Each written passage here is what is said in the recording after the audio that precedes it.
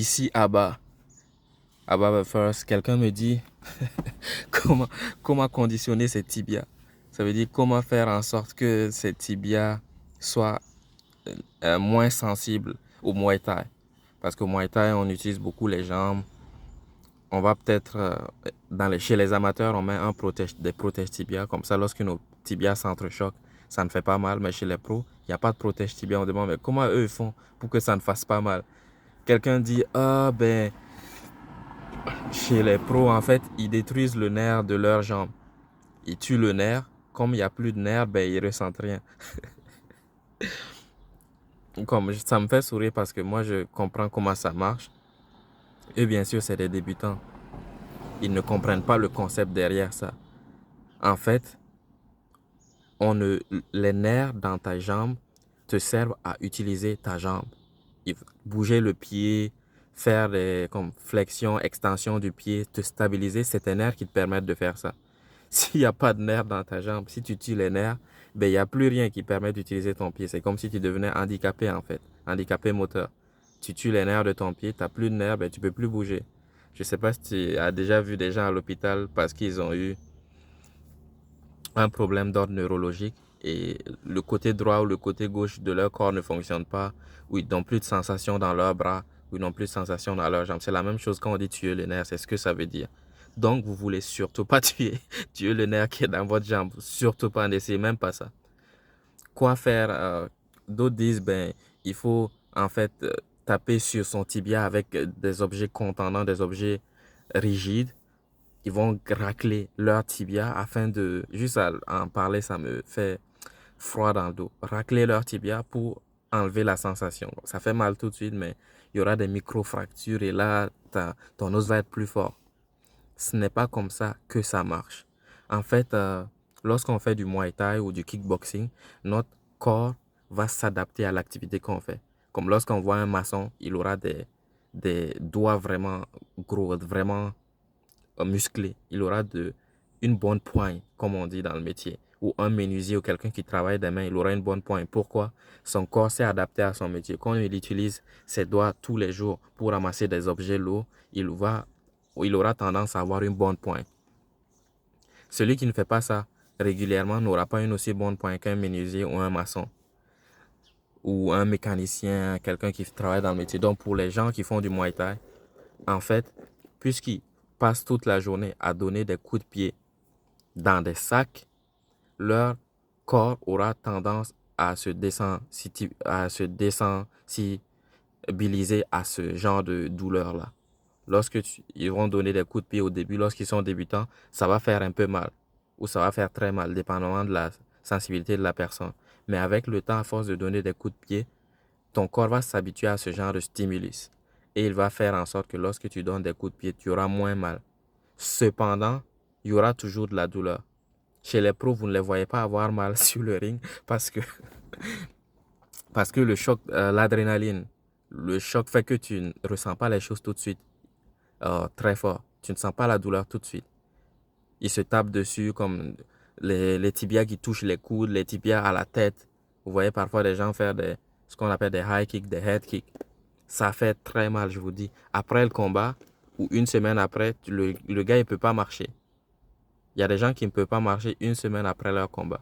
Moi, ça m'est arrivé à force de donner des coups de pied comme on fait ce qu'on appelle des low kicks, des coups de pied sur les jambes de l'adversaire. S'il en bloque un ou deux, vous allez avoir mal. S'il touche votre tibia avec son genou, vous allez avoir mal. Vous aurez moins mal que vous aviez mal avant. Quand je commençais, j'avais très mal, même à taper sur le sac, j'avais très très mal. Mais avec le temps, à force de m'entraîner à taper dans le sac, doucement, doucement, doucement, doucement, régulièrement, j'ai mon os s'est adapté à ce genre de stimulus-là. Mon os va s'adapter au fait que quand je tape dans le sac, ça ne fasse plus autant mal que ça faisait avant. Mais il y aura quand même une certaine douleur. Il y aura une douleur résiduelle. Et comme j'ai dit, d'habitude, on ne va pas sentir la douleur tout de suite, mais le lendemain ou quelques heures après. C'est pourquoi vous voyez les combattants professionnels d'Andring, vous avez l'impression qu'ils n'ont pas mal. C'est pas qu'ils n'ont pas mal. Parfois, ils essaient d'avoir ce qu'on appelle le poker face. Les combattants, c'est très important dans les combats. Si tu montres que tu as mal, il va continuer à faire ça pour te faire encore plus mal. Parce que le but, c'est de faire tellement mal à ton adversaire qu'il abandonne. Donc, s'il fait un truc et que tu montres que tu as mal, il va se dire, ah, c'est effectif, donc je vais continuer à faire ça. C'est pourquoi vous les voyez porter un masque sur le ring. Ils ne montrent pas qu'ils ont mal, mais ils ont très très mal. On ne peut pas tuer les nerfs, on ne peut pas faire des trucs, créer des micro-fractures en tapant dessus. Parce que j'ai vu quelqu'un qui s'est blessé en ligne sur ça. Il s'est blessé le tibia en essayant d'inférer des micro-fractures. Il dit, ben, si je fais des micro-fractures, ça va être plus résistant après. Pas du tout. Si vous voulez être moins sensitif, que ce soit moins douloureux lorsque vous tapez dans le sac, il faut, ou taper dans un adversaire, il faut s'entraîner à frapper dans le sac. Un coup de pied, deux coups de pied, trois coups de pied, quatre coups de pied, cinq coups de pied, 50 comme après un entraînement, vous pouvez faire 50 du pied droit, 50 coups de pied du pied droit et du pied gauche. Des coups de genou aussi. Vous pensez que le genou qui entre en contact avec la tête, ça fait pas mal, ça fait très mal. Genou, tête, ça fait très mal.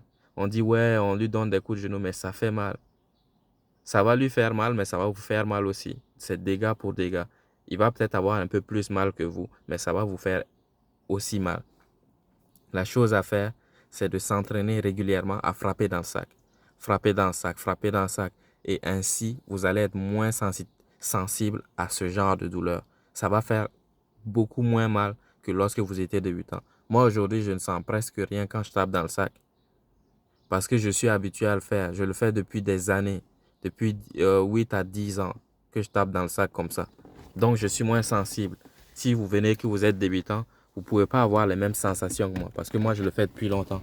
Comme si tu es débutant maçon, tu n'auras pas la même force de poigne dans tes doigts qu'un maçon vétéran. Tu n'auras pas, parce que ton corps n'a pas eu la même expérience. Donc, il n'a pas eu le temps de s'adapter. Et essayer d'aller vite va vous blesser. Les gens disent, ben, au lieu que je frappe dans le sac, moi je vais juste taper dans mon tibia avec un bâton ou gratter, racler mon tibia pour inférer ce changement-là plus rapidement. Il ne va pas être plus rapide, vous allez juste vous blesser. Vous avez l'impression de progresser, mais en fait, vous allez vous blesser. Des gens qui font ça, en fait, ils affaiblissent leur tibia, ils ne s'en rendent pas compte, mais c'est ce qu'ils font. Ils disent, je fais des micro-fractures, mais lorsque tu fais des micro-fractures, ton corps va d'abord essayer de soigner les fractures avant de reconstruire une couche dessus qui va être plus solide. Donc, si tu infères des micro-fractures, le temps que ça construit, parce que pour réparer des micro-fractures, ce n'est pas instantané, ce n'est pas en un jour ou une semaine que ça va se passer. C'est sur le long terme, ça va prendre du temps. 1 mois, 2 mois, 3 mois, 6 mois, 1 an. N'essayez pas de créer des micro-fractures sur vos tibias. Ça va plus vous ralentir qu'autre chose. Quoi faire à la place? Essayez, ce que vous voulez, c'est avoir même moins mal lorsque vous donnez des coups de pied au sac ou, comme je dis, avec un adversaire, s'entraîner à donner des coups de pied au sac régulièrement. Après chaque session d'entraînement, donner 50 coups de pied du pied gauche, 50 coups de pied du pied droit avec le tibia. Essayez de bien viser pour que votre tibia connecte avec le sac. Avec le temps, vous serez moins sensible. C'est comme on dit, comment avoir moins le trac lorsqu'on fait lorsqu'on parle en public. C'est la même chose, c'est le même concept. Pour avoir moins le trac, il faut parler en public souvent. Il n'y a pas une façon magique qui permet d'enlever le trac lorsqu'on parle en public. Comme les comédiens, ils ont encore un peu le trac lorsqu'ils montent sur scène, mais ce n'est pas comme quand ils étaient débutants. Moi, c'est la même chose. Quand je tapais dans le sac, quand j'étais débutant, j'avais beaucoup plus mal que maintenant. Maintenant, je sens presque rien. J'ai toujours des sensations, mais ce n'est pas douloureux comme quand j'étais débutant. Ce n'est plus douloureux. Je ne le vois plus comme de la douleur, en fait. Donc, prenez soin de vos tibias. N'essayez pas de... Et surtout, ne vous blessez pas. Ne vous blessez pas. C'était Abba. Vous pouvez me suivre sur les réseaux sociaux. Abonnez-vous, partagez la vidéo.